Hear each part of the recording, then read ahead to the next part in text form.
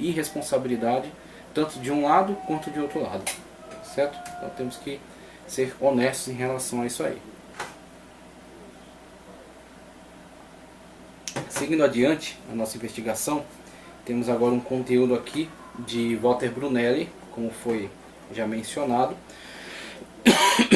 Esse conteúdo de Walter Brunelli que queremos trazer está relacionado à investigação sobre a natureza de Deus. Então, dentro da matéria de teontologia, a investigação sobre Deus, falando agora sobre a natureza de Deus. E na página 299 de seu livro, temos aqui o título A Existência de Deus. A existência de Deus. Então vamos ver o que Walter Brunelli pode contribuir aqui na nossa investigação a respeito disso, a respeito da existência de Deus. Veja. O estudo sobre Deus expressa o significado exato da palavra teologia, que quer dizer o estudo ou tratado sobre Deus. O termo, entretanto, é aplicado a todas as áreas que fazem parte desse conjunto de estudos relativos à divindade, sendo abrangente. O estudo sobre Deus não tem a presunção de sondar a Deus, pois ele é indecifrável, e homem algum jamais teria a competência para tanto, porque isso demandaria também perscrutá-lo. Nesse caso, aquele que quisesse se dar a esse trabalho teria de, no mínimo, ser eterno, logo teria de ser Deus, e como há somente um Deus, e podemos ter absoluta certeza de que nenhum de nós é Ele, não havendo alguém no universo capaz de executar uma tarefa como essa, diz sabiamente o salmista: grande é o Senhor e muito digno de louvor, e a sua grandeza é inescrutável. Salmo 145, 3. Ainda em Salmos lê-se: grande é o Senhor e de grande poder, e o seu entendimento é infinito. Salmo 147, 5. Conhecer a Deus por meio de um estudo sistemático é submeter-se à revelação especial dele por sua Santa Escritura. Então aí está o caminho. Não é a questão de estudar Deus em si mesmo, que nós não temos acesso a esse nível de investigação. Não temos ferramentas, não temos capacidade para estabelecer esse nível de investigação. Mas a partir daquilo que Deus nos revelou, nós vimos mais atrás, uma revelação geral já tem provocado na humanidade uma investigação a respeito de Deus, de uma forma mais ambígua, mais geral. E a revelação especial de Deus é investigada para se obter um conhecimento mais profundo acerca daquilo que Deus nos revelou, acerca daquilo que Deus nos mostrou, por meio da Sagrada Escritura. A Sagrada Escritura que também, em conjunto com um relacionamento pessoal com esse Deus, vai produzir em nós um nível de comunhão muito maior, um nível de comunhão muito mais profundo, uma certeza que não pode ser arrancada por nenhum tipo de contra-argumentação, tá certo? Conhecer a Deus por meio de um estudo sistemático, como já li, de antemão somos avisados de que, por mais que o conheçamos, nem sequer chegamos perto do que haveremos de saber sobre ele na eternidade. Jesus deixou isso claro na oração sacerdotal ao dizer: e a vida eterna é esta, que conheçam a ti só, por único Deus verdadeiro, e a Jesus Cristo a quem enviaste. Então a missão do Senhor Jesus Cristo, que é revelar a Deus. Inclusive, quando Filipe questiona o Senhor Jesus Cristo: mostra-nos o Pai, o Senhor Jesus Cristo responde a ele de forma incisiva: estiveste andando tanto tempo comigo e pergunta-me, mostra-me o Pai? Quem me vê, vê o Pai. Aí você vê uma revelação muito direta, você vê uma revelação muito específica, muito clara acerca do Deus Todo-Poderoso presente ali na revelação que foi para nós o Senhor Jesus Cristo. O Senhor Jesus Cristo materializou Deus para nós, trouxe Deus para junto de nós. Através dele nós conhecemos o Pai. Então, o Pai, o Filho e o Espírito Santo, que constituem um só Deus, sendo mesmo três pessoas, mas uma só essência, então um só Deus. Então o Senhor Jesus Cristo, vê-lo é ver o Pai. Entrar em contato com ele é entrar em contato com o Pai. Recebê-lo é receber o Pai. Receber o Senhor Jesus é ter Deus em si, o Pai, o Filho e o Espírito Santo. Como é maravilhoso termos o privilégio dessa revelação, estarmos em contato com essa revelação especial acerca de Deus. Portanto, o estudo que fazemos sobre Deus é uma busca do conhecimento dele oferecido em sua palavra. Eis aí no que constitui o nosso estudo, E não fruto de uma pesquisa para a qual homem algum disporia de instrumento suficiente para realizá-la. Então, temos que estar muito certo acerca do que nós estamos falando e em cima do que estamos pesquisando. Nosso fundamento para a pesquisa é a revelação que Deus mesmo forneceu a nós por meio da Sagrada Escritura. E o Senhor Jesus Cristo é a manifestação viva desta Escritura. Tentar provar a existência de Deus seria para qualquer pessoa uma tarefa inútil e tão desnecessária quanto a de quem tenta negá-la. Rodiger diz: a existência de Deus, porém, é um fato objetivo. Pode-se mostrar que ele é um fato que não pode ser racionalmente negado. Não obstante ser um fato óbvio, para os que creem não obstante ser um fato óbvio para os que creem, não o é para aqueles que se recusam a crer em Deus, seja por opção, rebelião, forma de educação, ou mesmo por incapacidade de compreender o mistério subjacente de um ser que transcende a tudo o que há. Assim, apelo para os argumentos antropológicos, cosmológicos e teleológicos, e o argumento moral serve para reforçar e organizar a mente quanto ao modo de ser e de agir de Deus. Então o que ele está fazendo aqui não é simplesmente construindo um argumento mirabolante para tentar dar um checkmate daqueles que não creem em Deus. O que ele está fazendo aqui é simplesmente conscientizá-lo de que as provas da existência de Deus estão espalhadas na natureza e que na verdade as provas da existência de Deus são Ele mesmo, através dos argumentos antropológicos. Então você vê que toda essa sistematização, toda essa ordem, toda essa intenção que existe, na natureza e no ser humano são a assinatura de Deus. Isso não seria produzido ao acaso, isso não seria produzido por si mesmo, não seria autoproduzido, ok? Mas sim conduzido por uma inteligência criadora poderosa e articuladora de todas as coisas. Então nós temos aí a maior prova, A prova está espalhada aí por toda a criação. O argumento cosmológico, inclusive, só um parêntese aqui, uma história, uma parábolazinha, uma parábola contada por Adalto Lourenço. Adalto Lourenço, um grande cientista que trabalha com a questão do criacionismo científico. Recomendo os livros dele. Também recomendo o Dicionário de Ciência e Cristianismo, Dicionário de Ciência e Cristianismo, ok? Então, os livros dele são Gênesis 1 e 2 e outro livro que eu vou trazer aqui, Como Tudo Começou. Então, 2 livros dele que depois nós vamos trazer conteúdos aqui. E ele trouxe essa parábola para ilustrar o absurdo do ateísmo. Então ele fala que haviam 2 bebês, gêmeos, dentro do útero materno, e supondo que eles pudessem conversar, eles dialogando, e um bebê fala para o outro: olha, o que você me diz? Você acha que existe mãe? E aí ele perguntando para o seu irmãozinho, você acha que existe mãe? Algumas pessoas dizem que existe uma mãe, que nos gerou, que nos está alimentando, que nos está nutrindo. E o outro bebê, já manifestando um suposto ateísmo, ele fala: o que é isso? Não existe mãe. Você está vendo alguma mãe aqui? Você já viu alguma mãe por acaso? Então ele diz: não existe. O que existe é só essa água, esse líquido aqui que é onde estamos boiando, e é só isso mesmo. Depois, sei lá para onde a gente vai, a gente vira um nada. Então o ateu está na mesma condição, porque ele não está vendo com os seus próprios olhos, diante do seu nariz. Ele acredita que não existe, só que existem tantas coisas que nós não vemos e existem e são investigáveis até pelos instrumentos da ciência. E mesmo assim você não vê, você não os toca, você não pega, e todavia existem, estão fora da seu campo de percepção, todavia existem. Então um ateu está nessa condição, como um bebê no útero materno que diz que não existe mãe porque ele não a vê, sendo que ele está dentro dela. Como diz a palavra de Deus, nele vivemos e nos movemos. Paulo usa essa frase lá no Areópago, que é em discussão aí com os filósofos epicureus e estoicos. Então seguindo aqui diz, o argumento cosmológico pode provar a existência de um ser necessário e eterno. Pode provar a existência de um ser necessário e eterno. Argumento teleológico de que este ser é inteligente. O argumento moral de que ele é uma pessoa que possui atributos morais.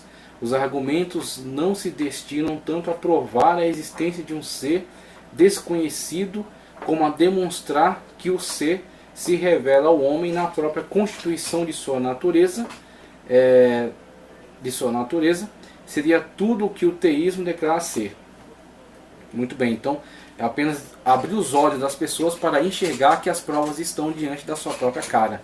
né, estão espalhadas aí em toda a criação. A Bíblia parte do pressuposto de que Deus existe. A Bíblia parte do pressuposto de que Deus existe. Ora, sem fé é impossível agradar-lhe, porque é necessário que aquele que se aproxima de Deus creia que ele existe e que é galardoador dos que o buscam. Hebreus 11:6. E ainda considera absurda a ideia de alguém negar sua existência. Disseram os nécios, os tolos, né? Os idiotas, disseram os nécios no seu coração, não a Deus. Salmos 14:1, 53:1. Em outras palavras, a Bíblia considera desajuizada a pessoa que nega a existência de Deus. Mesmo assim, Deus usa de misericórdia com os incrédulos, fornecendo subsídios em sua palavra para ajudar os que não creem, a fim de que sejam tocados pela revelação para que creiam. Aí eu lembro até de uma frase de Agostinho que diz que para aquele que crê não precisam provas. Então, ele crê, ele se relaciona com isso de uma forma muito tranquila e muito segura. Para o que não crê, nenhuma prova é suficiente. Então, a gente acaba chegando a essa conclusão, mas olhando para essa investigação, olhando para tantas provas, olhando para tantas evidências que se multiplicam aí na natureza e no próprio ser humano, nós vemos através de tudo isso que nenhuma dessas provas é para fortalecer a sua fé, porque você não precisa. O que fortalece a sua fé é a oração e comunhão com Deus. Quanto mais proximidade de Deus, mais intimidade com Ele, mais o relacionamento vai ser forte e mais você vai ter confiança e certeza em Deus. Então não é para fortalecer sua fé, mas é muitas das vezes para que você tenha mais subsídios, mais recursos para ajudar mais pessoas. Pessoas que têm tido dificuldade de entrar em contato com essa verdade, ou que foram contaminadas por falsa ciência, contaminadas por conhecimentos mentirosos, tá certo? Falaciosos. E através disso você pode ajudá-las a desfazer essas falácias, desfazer esses enganos e poderem ter a oportunidade de ter um contato, uma comunhão, uma interação com Deus. Como tantos povos ao longo da história têm tido, tá certo? Sem essas investigações, sem esses recursos científicos, eles têm tido um contato, tentado estabelecer um contato com Deus, mesmo com certas visões distorcidas, equivocadas, mas têm empreendido essa tentativa, ok? E aqueles que dispõem de uma revelação especial, muito melhor, porque aí são orientados nessa sua busca, nessa sua investigação. Então vamos trazer aqui mais um conteúdo e eu vou encerrar, daqui a pouco já vou encerrar aqui esta segunda aula, ainda na questão introdutória, para não ficar tão longa. E aí depois a gente vai gravar outra, trazendo mais contribuições. Mas eu quero trazer aqui ainda, já vimos aqui a questão, né, a questão da religião cristã, o livro A Religião Cristã.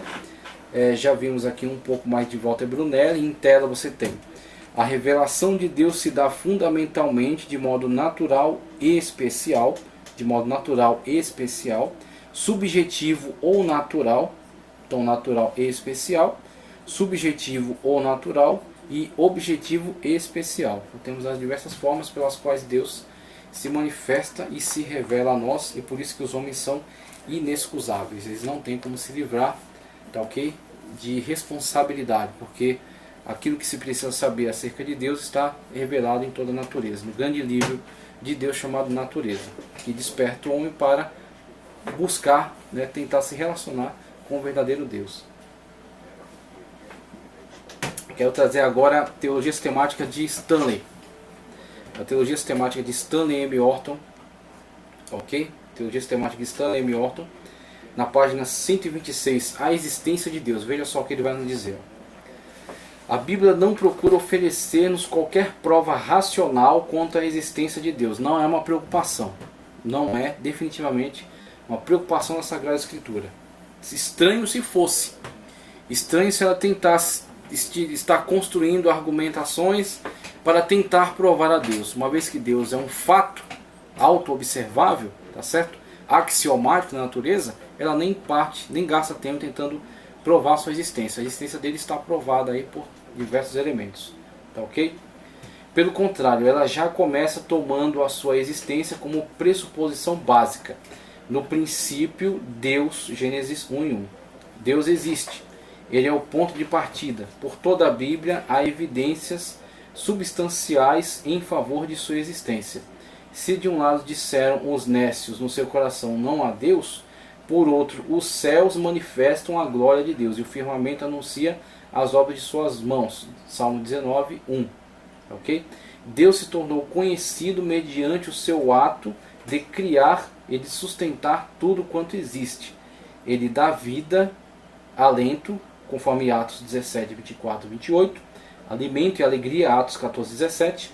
Essas ações são acompanhadas por palavras que interpretam o seu significado e relevância, fornecendo um registro que explica sua presença e propósito. Deus também revela a sua existência através do ministério dos profetas, sacerdotes, reis e servos fiéis. Finalmente, Deus se revelou claramente a nós mediante o Filho e por intermédio do Espírito Santo que em nós habita.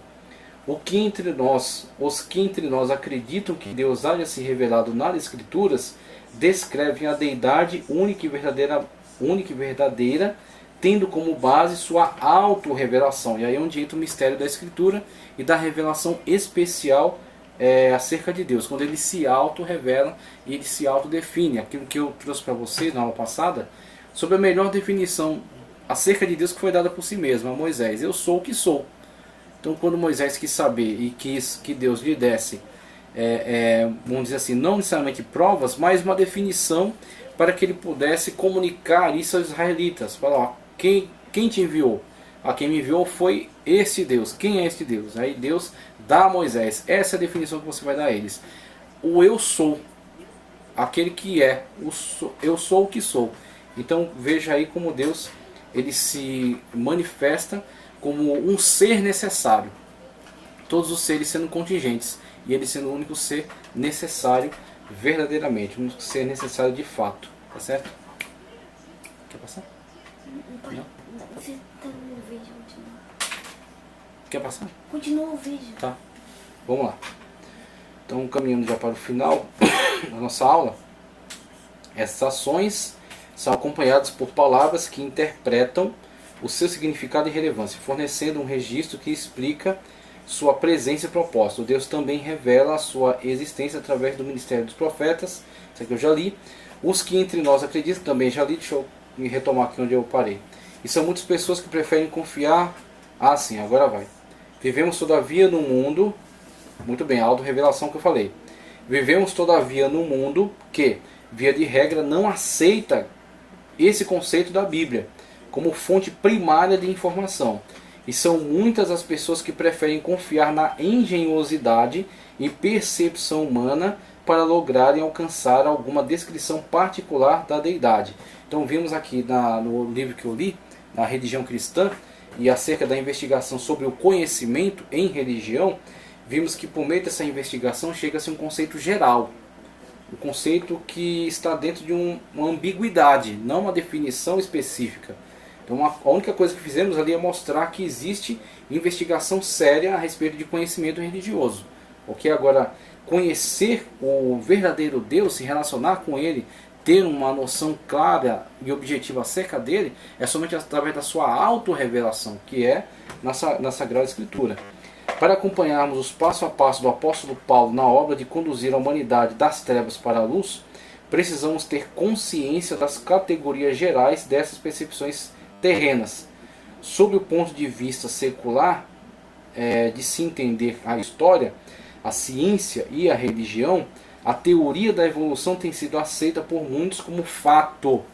Aí onde entra a complicação, né, onde entra o exagero de certas propostas. Tem sido compreendida por alguns como fato fidedigno e não como teoria. Ninguém nega aqui que ela seja uma teoria, ela é de fato, e ela está investigando meios de trazer comprovações, então ela é uma teoria.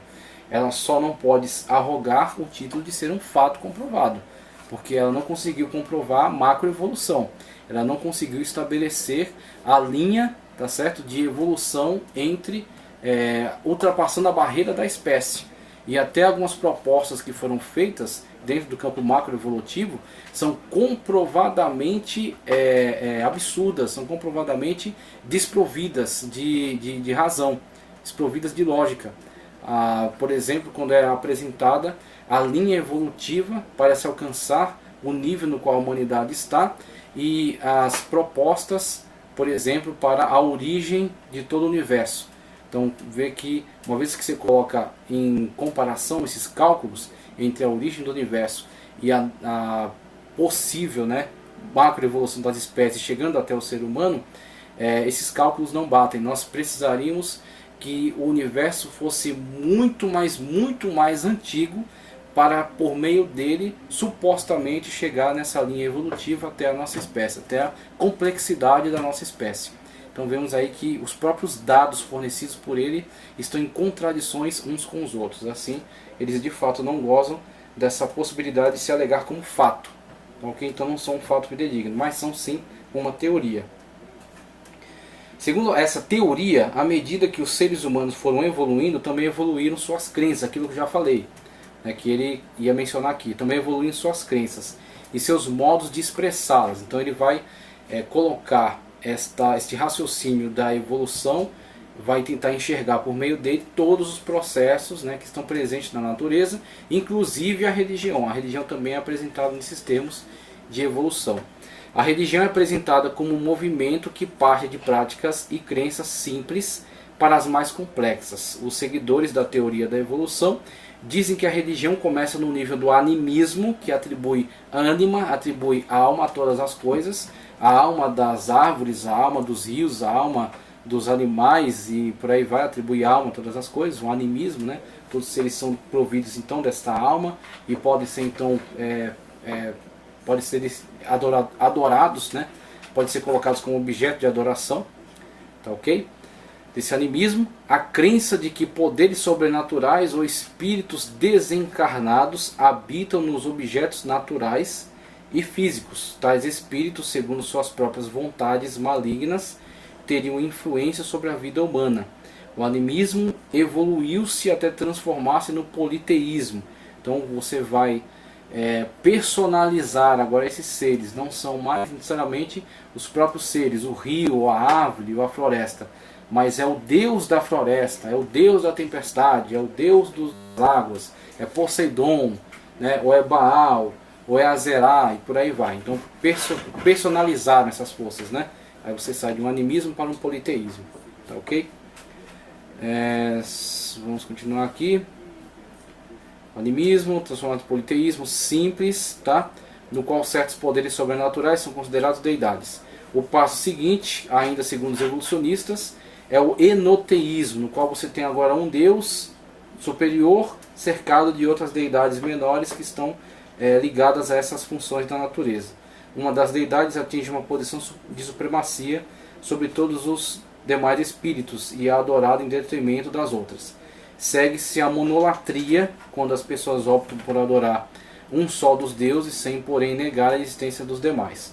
A conclusão lógica, segundo essa teoria, é o monoteísmo, que surge somente quando as pessoas evoluem-se ao ponto de negar a existência de todos os demais deuses e de adorar uma única deidade. As pesquisas realizadas, veja, aqui o contraponto. As pesquisas realizadas pelos antropólogos e pelos missiologistas nesse século demonstram com clareza que essa teoria não é corroborada pelos fatos históricos. Isso aconteceu semelhante também nas pesquisas que foram empreendidas por Marx e Hegel na produção do livro Origem da Família, da Sociedade, da Propriedade Privada e do Estado, que ataca essas instituições, ataca a família, ataca a tradição judaico-cristã, ataca a autoridade do Estado, tá certo? Promove de fato promove a destruição dessas instituições. Alegavam, por exemplo, que na antiguidade havia uma promiscuidade comum. Então a organização nuclear familiar e essa tradição que é comunicada de geração em geração seriam arbitrárias e seriam produzidas tardiamente, que na verdade nos primórdios havia uma promiscuidade geral onde não haviam relacionamentos fixos. Então essa era uma das pressuposições, em cima delas foi construído toda essas bandeiras ideológicas. Isso na verdade também refutado por antropólogos, foi derrubado, tá ok? Então em investigações, em fósseis em pinturas, tá certo? Em diversos meios de se investigar estas evidências, descobria-se que na verdade a família está desde origens imemoriais, sendo já a família nuclear, tá certo? Com o pai, a mãe, os filhos, ou uma poligamia, mas isso havia sim uma organização, não havia essa promiscuidade primordial. É na verdade uma falácia, uma invenção, e em cima dessa invenção se produziram toda uma bandeira ideológica, tá ok? E aqui também essa questão de enxergar evolucionismo dentro de processos de construção, elaboração das religiões, também é uma falácia. Corroborado pelos fatos históricos, olha só, nesse século, demonstram com clareza que essa teoria não é corroborada pelos fatos históricos, nem pelo estudo cuidadoso das culturas primitivas contemporâneas, né, entre aspas, culturas primitivas contemporâneas. Quando os seres humanos criam um sistema de crença segundo seus próprios desígnios, ele não tende a se desenvolver em direção ao monoteísmo. Não será um resultado comum, não será um resultado óbvio, o monoteísmo. Ok? Então, esta linha de continuidade está completamente equivocada. Então, não será uma linha de continuidade óbvia, desde o animismo até o monoteísmo. Isso não existe. Mas sim ao animismo, tá certo? E a crença em vários deuses. Então, geralmente o caminho é inverso. Então, a coisa vai se miscigenando e vai sofrendo um sincretismo, tá certo? Um sincretismo, e na verdade vai até se transformando nessa forma, nessa maneira, né, de adoração. A tendência é cair no sincretismo, como ele vai dizer aqui, ó. Ele não tende a se desenvolver em direção ao monoteísmo, mas sim ao animismo e à crença em vários deuses. A tendência é cair no sincretismo, acrescentando-se a esta deidade recém-descobertas ao conjunto das que já são adoradas, e assim vai incorporando. Conforme as sociedades vão interagindo umas com as outras, isso aconteceu, isso é comprovado, por exemplo, na análise da história dos babilônicos, como os deuses dos assírios, deuses babilônicos, deuses caldeus, interagem uns com os outros. Depois os macedônios trazem esses deuses para o seu contexto. Os romanos, quando entram, fazem lá de fato um sincretismo entre os seus deuses e os deuses que estavam no Império Grego, tá ok? Então, na verdade, o caminho natural não é em direção ao monoteísmo, mas sim em direção ao sincretismo. É uma mistura entre esses cultos e esses deuses e essas mitologias. Em contraste com a evolução, temos a revelação. Em contraste com a evolução, temos a revelação. Servimos a um Deus que tanto age quanto fala.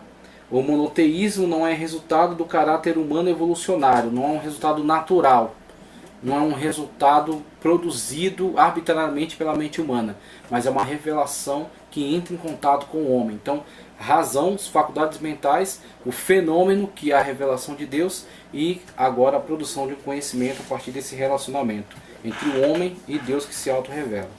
Veja só. Mais um desenvolvimento que Deus fez de si mesmo, mais um desvendamento que Deus fez de si mesmo. O monoteísmo não é resultado do caráter humano evolucionário, mas do desvendamento que Deus fez de si mesmo. A revelação divina é progressiva na sua natureza à medida que Deus se revelou através dos registros bíblicos. Já no dia de Pentecostes, após a ressurreição e ascensão de Cristo, temos a prova de que Deus realmente se manifestou ao seu povo em 3 pessoas distintas. Ok? Nos tempos do Antigo Testamento, porém, a prioridade era estabelecer o fato de que há um só Deus, em contraste com os inúmeros deuses cultuados pelos vizinhos de Israel em Canaã e no Egito, na Mesopotâmia. Então, ao passo que houve uma transformação da sociedade que era alvo da revelação de Deus, houve também a possibilidade de um contato com uma verdade cada vez mais ampla, cada vez mais esclarecida. Por exemplo, a verdade que Deus são 3 pessoas e um só Deus.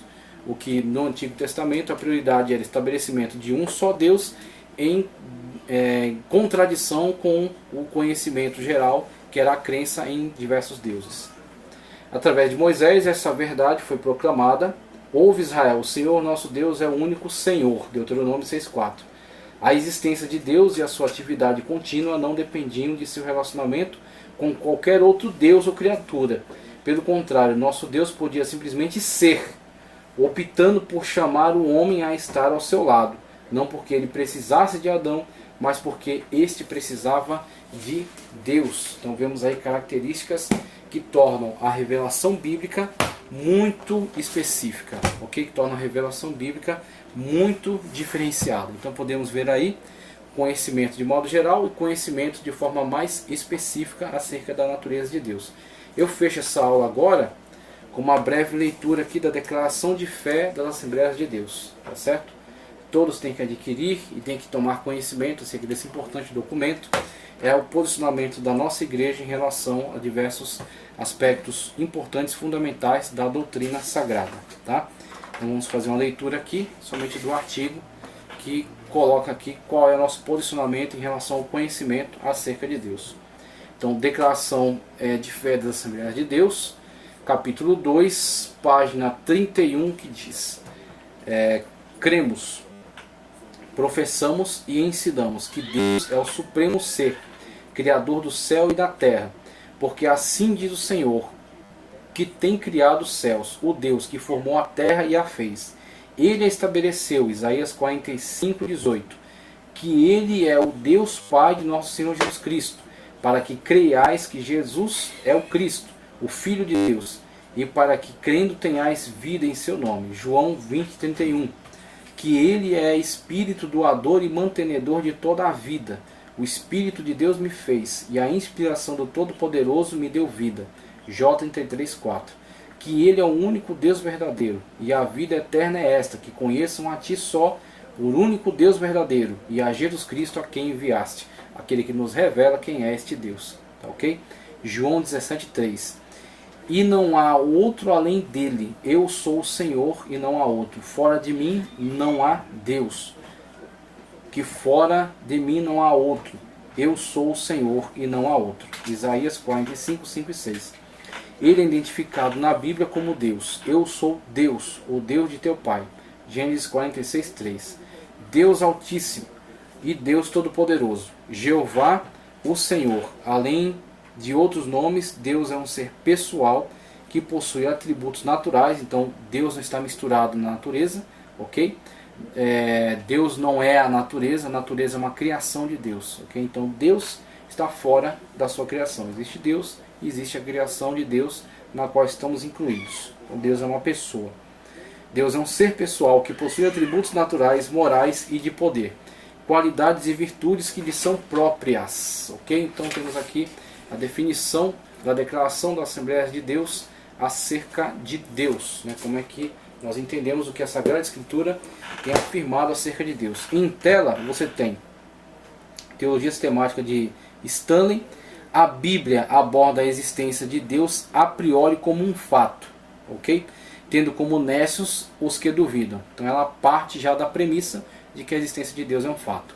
O evolucionismo afirma ser a religião também um resultado de movimentos evolucionários que partiram do fetichismo e animismo até o monoteísmo. Então isso é o que a forma como eles entendem a religião, a forma como eles olham para a religião e que na verdade é desprovida de evidências. Essa tese é contraditada por evidências coletadas por antropólogos e missiólogos, tá certo? Missiologistas, que coletaram dados junto às comunidades primitivas, entre aspas, né, da modernidade, que demonstram que não necessariamente partiram de conceitos animistas e fetichistas, mas que na verdade ao longo do tempo tornavam-se sincretistas e incorporavam outros deuses aos já cultuados. Então não é uma linha que segue até o monoteísmo, pelo contrário. Geralmente adota-se o conceito de adoração de um determinado ser, tá, ok? E vai se incorporando outros cultos, tornando-se então politeísta ou até panteísta. As evidências mostram que a fé bíblica é fruto de revelação. Então conhecer o Deus verdadeiro é fruto sim de revelação. E a busca de conhecimento acerca de Deus é um conhecimento sério e um conhecimento dirigido, uma pesquisa que é feita em cima de fatos, em cima de evidências e para a qual é empregada todas as faculdades humanas. Então, encerro por aqui. Na próxima aula eu vou trazer contribuições ainda dentro da teologia sistemática, né, a teologia para-pentecostais de Walter Brunelli, falando acerca da revelação de Deus, subjetivo ou natural e especial, e também no âmbito antropológico, moral, racional e emocional. Tá ok? Vou depois trazer também a enciclopédia de Bíblia, Teologia e Filosofia de Champlin. Examine as evidências falando acerca da revelação cosmológica, tá ok? E fechar com filosofia e cosmovisão, tá ok? Filosofia e cosmovisão, que vai dar uma perspectiva atual sobre todas essas formas de investigação acerca de Deus. Depois, na próxima aula, porque isso aqui ainda são vídeos que estão acrescentando a introdução, estamos na introdução da matéria. Depois vamos fazer uma investigação acerca de diversos argumentos antiteístas, tá ok? Agradeço por você ter permanecido aqui conosco. Peço que você se inscreva no canal, que você curta o vídeo e compartilhe. Ajude-nos a crescer e a estar divulgando cada vez mais o conhecimento acerca de Deus. Muito obrigado. A paz do Senhor.